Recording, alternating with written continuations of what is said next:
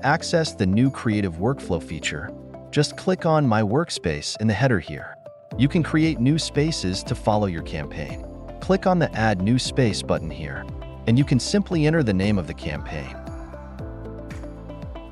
You can attach a Word document, like a brief, to explain to your team what they need to produce.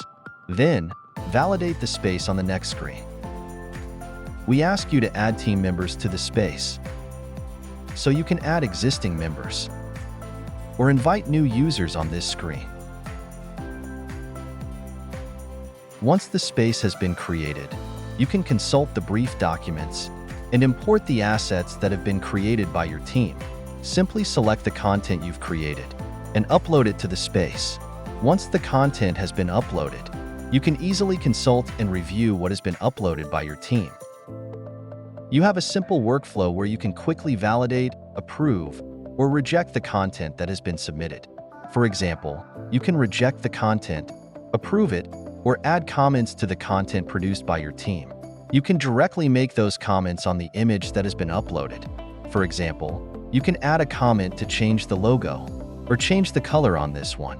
You can also add a tag to directly tag the person responsible for this modification. Once they've made the modification, they can upload a new version from their desktop. Just drag and drop the new content, and the new version will be updated here. From the Version tab, you can compare version 1 and version 2 to make sure the content has been modified as you wanted. You also have different display options to ensure the content has been modified to your liking. You can then reply that the content has been modified and resolve the comment directly from the screen. Once you have approved this document, you can go to the Metadata tab to start completing the form with metadata tags. You can also use AI to directly generate a caption for the description here. For example, a glass of a pink cocktail garnished with a lemon slice against a backdrop of a blue sky and ocean. You will also receive a translation in French, as French is the default language of the product here.